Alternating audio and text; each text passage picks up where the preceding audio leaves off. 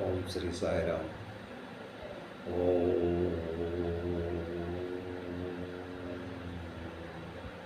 సాईश्वराय विद्महे सत्यदेवाय धीमहि तन्नो सर्वः प्रचोदयात्. साईश्वराय विद्महे सत्यदेवाय धीमहि तन्नो सर्वः प्रचोदयात्. साईश्वराय विद्महे सत्यदेवाय धीमहि तन्नो सर्वः प्रचोदयात्. ओम तस्मै श्री गुरुवे नमः. సాయిరామ్. మొన్న మనం కర్మ సన్యాస యోగం చెప్పుకుంటున్నాం. ఈ కర్మ సన్యాస యోగంలో మొన్న 14 శ్లోకాలు చెప్పుకున్నాం. 14వ శ్లోకం మొన్న అయింది. సో ఈరోజు 15వ శ్లోకం. మనం ఒక్కొక్క శ్లోకాన్ని చెబుతూ దాని తాలూకా అర్థాన్ని మీకు బోధపరుస్తూ నా సాయి శక్తులా నేను మీకు అర్థమయ్యే రీతిలో నేను చెప్పడం జరుగుతుంది. అయితే ఇది దేనికి నేను చెప్తున్నాను అన్నది మీరు గ్రహించుకుంటే చాలు. ఎందుకు అంటే ప్రతి మానవుడికి, ప్రతి మనిషికి మనం జన్మమెత్తి ఈ శరీరాన్ని తీసుకున్న తర్వాత భగవంతుడు అంటే ఏంటో తెలుసుకోవాలి. ఆయన ఎంత శక్తివంతుడో మనం తెలుసుకోవాలి. ఆయన శక్తానుసారమే మనం అన్నీ నడుస్తున్నాము అని తెలుసుకోవాలి. ఆయన ఇచ్చే ప్రతిదిన్ను దాన్ని మనం అనుభవిస్తున్నాం కనుక ఆయన కృతజ్ఞతలు తెలుపుతూ ఆయన్ని ఒకసారి తలుచుకుంటూ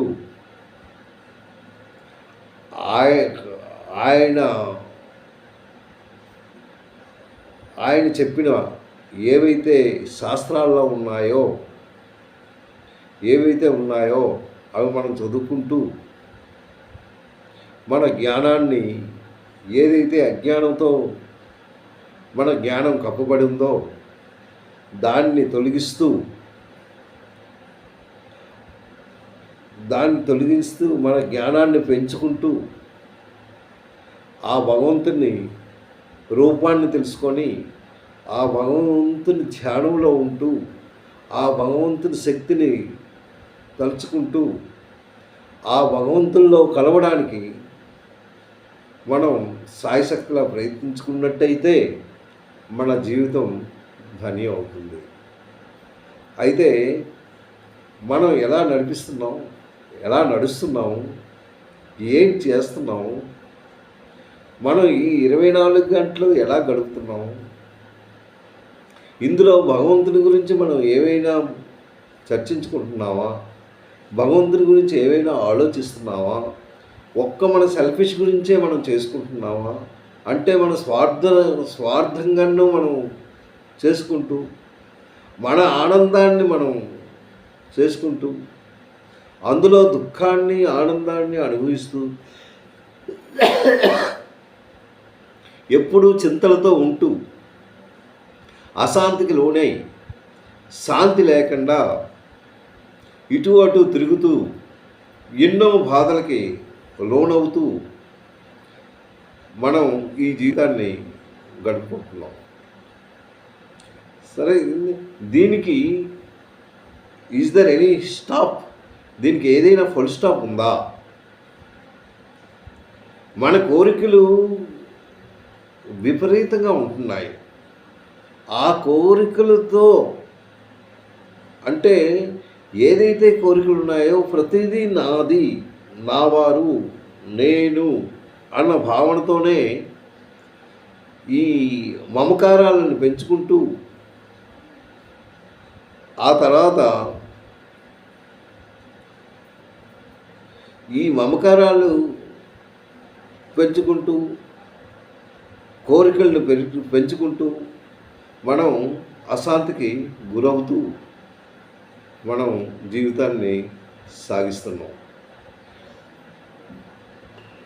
అయితే ఈ జీవితం ఎన్నాళ్ళు అన్నది ఆ భగవంతుడికే తెలుస్తుంది. ఒక్కసారి మీరు ఆలోచించుకోండి, మీరు అనుకున్నవన్నీ సాధించగలుగుతున్నారా? ఇక్కడి నుంచి మనము మార్కెట్కి వెళ్దాం అనుకున్నాం. ఈ మార్కెట్కి ఒక 5 కిలోమీటర్ల దూరం. సో ఈ 5 కిలోమీటర్లు వెళ్ళి ఆ మార్కెట్కి వెళ్ళి ఆ మార్కెట్లో సరుకులు తెచ్చుకొని ఇంటికి తెచ్చుకుంటూ మనం ఏదో అనుభవిద్దామన్న భావనతోనే వెళ్తాం. కానీ మధ్యలో ఏంటవుతుందో ఏంటో మనకి ఏమీ తెలియదు. అలాగే మన ఆరోగ్యం కూడా అంతే. మన ఆరోగ్యం ఎప్పుడు ఎలా ఉంటుంది అన్నది మనకే అర్థం కాదు. ఇది జీవిత సత్యం. ఈ జీవితంలో ఎప్పుడు అప్ అండ్ డౌన్సే. ఇందులో ఆనందం అన్నది మనకి ఏమాత్రమైనా ఉందా? ఆనందం అన్నది కలుగుతుంది, కానీ అది క్షణకాలమే. ఆ తర్వాత మళ్ళీ ఏవో ఒకటి వింటూనే ఉంటాం, అశుభాలు వింటుంటాం.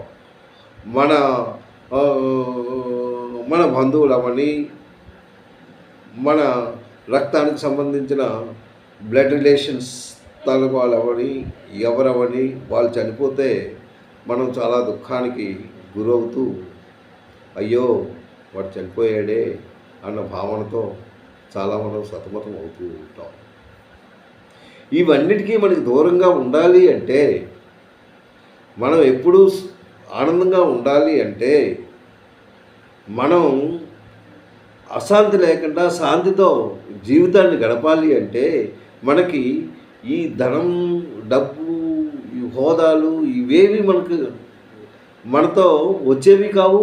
మనకు అవి సంతోషాన్ని ఇచ్చేవి కూడా కావు. అది క్షణకాలమే. ఏ నిమిషానికి ఏంటవుతుంది అన్నది మనకు తెలియదు. అందుకే మన జాగ్రత్తలో భగవంతుని దగ్గర ఉంటూ, భగవంతుని తలుచుకుంటూ జీవితాన్ని చక్కగా సాగించుకుంటే దానికి మించింది లేదు.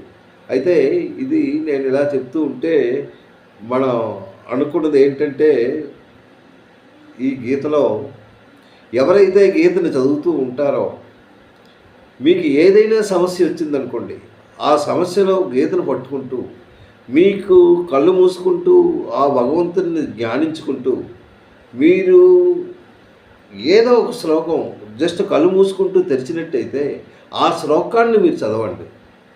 మీ జీవితానికి తగిన జవాబు దాంట్లో దొరుకుతుంది కంపల్సరీ. ఏంటి అని ఆ సమస్య ఆయన తీరుస్తారు.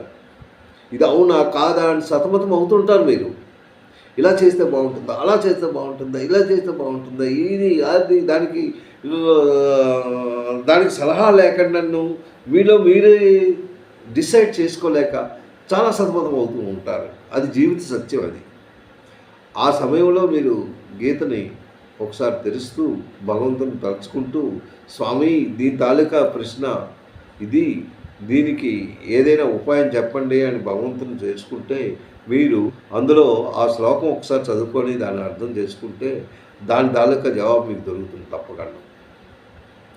భగవంతుని మీద నమ్మకం మాత్రం ఉండాలి. అది అయితే ఇప్పుడు మనం 14వ శ్లోకం, నా కర్తృత్వం నా కర్మాణి లోకస్య సృజతి ప్రభు. అక్కడ ప్రభు అన్నాడు. ప్రభు అంటే ఎవరు అంటే మనకి ఆపద్బాంధవుడు, ఈ సర్వశక్తిమంతుడు, ఇదంతటికీ కారణమైన వాడు. ఈ కారణమైన వాడు ఎవడు? భగవంతుడే. ఆడికి ప్రభు అంటున్నాడు. నా కర్తృత్వం నా కర్మాణి లోకస్య సృజతి ప్రభువు అన్నాడు. అంటే ఈ పరమేశ్వరుడు ఏంటి? మానవుల యొక్క ఎవరైతే మానవులు జీవితంలో ఉంటున్నారో ఎంతోమంది ఉన్నారు, ఎన్నో జీవరాశులు ఉన్నారు. వాళ్ళు చేసే కర్మలకు ఆయన ఎటువంటి కర్త మాత్రం కాదు. నా కర్తృత్వం అనేసి ఆయన అక్కడ ఆ శ్లోకంలో చెప్తూ వాళ్ళు చేసే కర్మలు కానీ కర్మ ఫలానికి కానీ ఆయన మాత్రం బాధ్యుడు కాదు అనేసి ఆ శ్లోకంలో చెప్పాడు. ఈ శ్లోకంలో ఏం చెప్తున్నాడు అన్నది మనం ఒకసారి గ్రహించుకుంటే ఏం చెప్పాడు అని తెలుసుకుందాం. నా దత్తే అన్నాడు.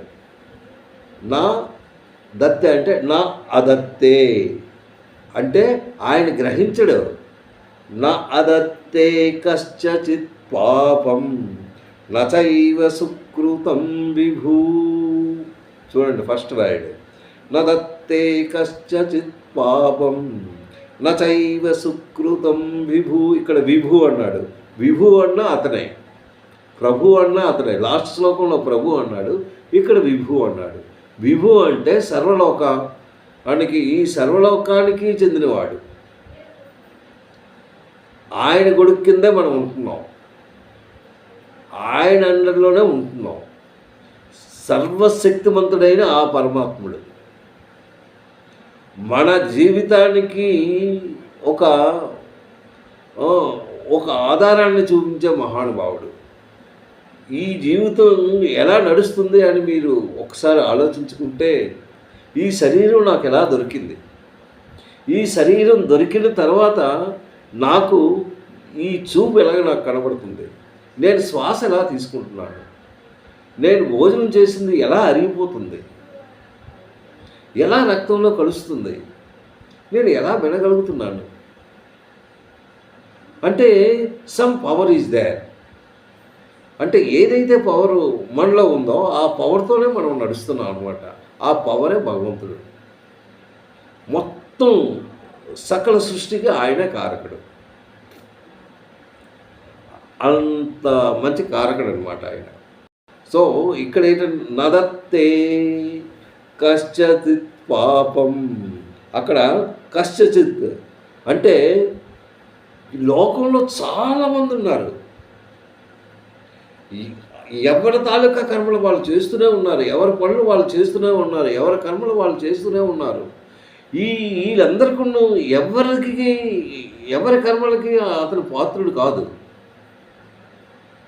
ఆయన ఆయన పాత్ర మాత్రం ఉండదు. జస్ట్ నీకు జన్మనిచ్చాడు, బుద్ధినిచ్చాడు, జ్ఞానాన్ని ఇచ్చాడు, శరీరాన్ని ఇచ్చాడు, ఒక పవర్ను ఇచ్చాడు. నువ్వు ఆలోచించుకుంటూ నీ తాలూకా కర్మలు నువ్వు చేస్తూ ఉండు అంతే. So he is not any responsible for that one. You do your duty. నీ డ్యూటీ, నీకు ఏదైతే డ్యూటీ ఇచ్చాడో ఆ డ్యూటీ సక్రమంగా చేసుకో అనేసి లాస్ట్ ఇవన్నీ ఈ శ్లోకాలని జీవితం గురించి ఆయన చెప్తూనే ఉన్నాడు. మీరు ఒక మంచి మార్గానికి వెళ్తే మంచి జరుగుతూ ఉంటుంది. ఈ మంచి జరగడానికి ఏంటి కారణం? నువ్వు మంచి చెయ్యాలి అంటే ఏంటి, వాట్ యు గాట్ అంటే నీకు బెనిఫిట్ ఏంటి అనేసి మీరు అడగవచ్చు. నేను ఇక్కడ ఎంజాయ్ చేస్తున్నాను, నాకు ఫలానా డబ్బు ఉంది, మా తాతలు గడించింది ఉంది, మా నాన్నలు గడించింది, ఆ డబ్బుతో నేను ఎంజాయ్ చేస్తున్నాను, నాకు ఇంకేంటి కావాలి అని మీరు ప్రశ్నించుకుంటే అది కాదు ఆన్సర్. అది లాస్ట్ జన్మ సుకృతంతో నీకు దొరికింది. కానీ ఈ జన్మలో నువ్వు సంపాదించింది ఏంటి? నువ్వేంటి, మంచి సంపాదించావా చెడు సంపాదించావా? అక్కడ అంటున్నాడు, నువ్వు చెడు సంపాదించినా మంచి సంపాదించినా ఏది చేసినా నేను మాత్రం దానికి కర్తను కాను. అది కశ్చిత్ పాపం, పాపానికి పుణ్యానికి. నచైవ సుకృతం, సుకృతం అంటే పుణ్యం. నచైవ సుకృతం విభూ, భగవంతుడు మాత్రం దీనికి ఎటువంటి రెస్పాన్సిబిలిటీ లేదు. So you do your duty that much only. Whether it is ఏదైనా పాపం అవని పుణ్యం అవని, that is according that one. So you are the responsible, not భగవాన్ ఈజ్ నాట్ రెస్పాన్సిబుల్. ఎందుకు నీకు అన్నీ ఇచ్చాడు, బుద్ధిని ఇచ్చాడు, ఇది ఇచ్చాడు, బస్ you do as you like అంతే. కానీ ఆయన ఏంటంటే నా దత్తే కశ్చిత్ పాపం, నా అదత్తే ఎవ్వరికి, అంటే ఇందులో ఏమీ ఎక్కుతక్కులు ఏమీ లేదు, ఎవ్వరికి, అందరికీ ఒక్కలాగా ఆయన చూస్తున్నాడు. సో యూ డూ, నువ్వు నీ తాలూకా పని నువ్వు చేసుకో. నువ్వు ఆలోచించు, నేను ఈ పని చేస్తున్నాను, ఇదేంటిది, పాపమా లేకపోతే పుణ్యమా, ఇది మంచిదా చెడ్డదా, ఈ పని చేసినట్టయితే నాకేంటి లాభము అనేసి మాత్రం వద్దు. ఈ పని భగవంతుడిదే అన్న భావనతో నువ్వు చేసి దాని తాలూకా ఏదైతే ఫలితం ఉందో అది భగవంతునికే నువ్వు అర్పించు, ఆయన చూసుకుంటాడు. నదత్తే కశ్చిత్ పాపం నచైవ సుకృతం విభూ అజ్ఞానేనావృతం జ్ఞానం. ఇది ఎందువల్ల నీకు వస్తుంది అక్కడ చెప్తున్నాడు. అజ్ఞానేనావృతం జ్ఞానం అంటే ఆ జ్ఞానాన్ని ఏదైతే నీకు జ్ఞానం ఉందో అది ఏంటవుతుంది? అజ్ఞాని ఆవృతం. ఆవృతం అంటే కప్పబడి ఉంది. దేన్ని? నీలో ఉన్న బుద్ధిని, నీలో ఉన్న జ్ఞానాన్ని. అది కప్పబడి ఉంది. దాన్ని నువ్వు తెలుసుకోవాలంటే హౌ యూ విల్ గెట్? నీకు ఆ జ్ఞానం కావాలి అంటే, నీకు తత్వజ్ఞానం కావాలి. ఆ జ్ఞానం నువ్వు తెలుసుకోవాలి అంటే నువ్వెవరో నువ్వు తెలుసుకో. హూ యామ్ ఐ అని నువ్వు తెలుసుకున్నట్టయితే అప్పుడు నీ జ్ఞానం అనిపిస్తుంది. నేను ఎక్కడి నుంచి వచ్చాను, ఎక్కడికి వెళ్ళాలి, ఏంటి నా జీవితం ఏంటి, నాకు ఇదేనా అన్న భావనతో నీ మట్టుకు నువ్వు ప్రశ్నించుకుంటే then the answer will come. Definite answer నీకు కంపల్సరీగా ఉంటుంది. నీకు ప్రతి శ్లోకంలో కూడాను దాని తాలూకా అర్థం కంపల్సరీ ఉంటుంది. అందుకే అజ్ఞానే ఆవృతం అన్నాడు. నీ తాలూకా అజ్ఞానం కప్పబడి ఉంది. దేనితో కప్పబడి అంటే జ్ఞానం కప్పబడి ఉంది. దేనితో? ఆవృతం అంటే జ్ఞానంతో. జ్ఞానాన్ని కప్పబడి ఉంది. ఏంటి కప్పబడి ఉంది? నీ అజ్ఞానం. నువ్వు అజ్ఞానంలో ఉన్నావు కనుక నువ్వు నా పని నేను చేసుకుంటాను బస్ అన్న భావనతోనే ఉంటావు. నీలో జ్ఞానంతో నువ్వు కర్మను చెయ్యవు, అజ్ఞానంతో కర్మ చేస్తావు. దానివల్ల నువ్వు పాపాన్ని అనుభవిస్తూ ఉంటావు. అందుకే జ్ఞానంతోనా ముహ్యంతి. దేనికి ఇది? ముహ్యంతి జంతవః. ముహ్యంతి అంటే మోహితులు అవుతున్నారు. జంతవః అంటే మొత్తం ప్రాణులు అనమాట. ఈ జీవుడు ఎవరైతే మనుషులు ఉన్నారో వీళ్ళు ఏం చేస్తున్నారు? మోహంలో పడిపోతున్నారు. ఇది నాది, ఇది నాది, ఇది నాది అంటూ. ఇది నా వారు, ఇది నాది, నా అబ్బాయి, నా కొడుకు, నా తండ్రి, నాది అన్న భావనతో మోహం అన్నమాట. దీంట్లో పడిపోయి అది నువ్వు రాంగ్ రూట్లోకి వెళ్తూ ఉంటావు. అందు గురించి ఈ మోహానికి కొద్దిగా దూరంగా ఉండాలి అంటే it is only the way to pray the god. నువ్వు ఆ భగవంతుని తాలూకా శక్తిని నువ్వు తెలుసుకున్నట్టయితే so you will win your life. ఆ శక్తిని నువ్వు తెలుసుకొని నువ్వు ముందుకు వెళ్ళాలి అన్నమాట. ఈ శ్లోకంలో అదే చక్కగా వివరించాడు. మరొకసారి చెప్తాను. నదత్తే కశ్చిత్ పాపం నచై సుకృతం విభూ అంటే ప్రభు అంటే లోకరక్షకుడు. మొత్తం అంతను ఆయనే రక్షిస్తున్నాడు అన్నమాట. అయితే ఇది నువ్వు తెలుసుకో. నీకు తెలుసుకోవాలంటే జ్ఞానం కావాలి. ఈ జ్ఞానం ఇప్పుడు ఎలా ఉంది? నీ దగ్గర ఎలా ఉంది జ్ఞానం? అది అజ్ఞానంతో కప్పబడి ఉంది. ముందు అజ్ఞానాన్ని తొలగించుకో. First you should remove your అజ్ఞానం. అది బాగా పేరుకుపోయి ఉంది. నువ్వు వజ్రంవే, నీలో మంచి ప్రకాశవంతమైన ఉన్నది, కానీ దాని చుట్టూ విపరీతమైన బురద, ఈ కిలుము. ఇప్పుడు ఒక తెపాలు ఉంది, అది ఇత్తడిదే. అది ఎలాగా దాని స్వభావం ఏంటి? మంచి మెరుపు ఉన్నది, కానీ ఎన్నాళ్ళో అది అలా ఉండిపోయింది. దాన్ని మళ్ళీ మామూలుగా తేవాలి అంటే దాన్ని తెచ్చి ఒక ఇటుకబెట్టతో చక్కగా బాగా గుండ చేసి ఆ తర్వాత చింతపండు పెట్టి గట్టిగా పామి ఆ కిలుము వదిలినట్టు దాన్ని ఇచ్చేసినట్టయితే దాని ఒరిజినాలిటీ కంపల్సరీ వస్తుంది. అప్పుడు నీకు మెరుపు వస్తుంది, లేకపోతే నలుపుగా ఉంటుంది. అది ఎందుకు అలా ఉన్నది అంటే లోపల ఉన్నది తన గుణం. అంటే నీలో మంచి మంచి గుణాలు ఉన్నాయి, జ్ఞానవంతుడివే నువ్వు, కానీ ఇది కప్పబడి ఉంది. దీన్ని తీయాలి అంటే భగవద్ధ్యానంతోనే అవుతుంది అన్న భావనతో ఈ శ్లోకం చెప్పాడు. సాయిరాం. తప్పులుంటే క్షమించండి.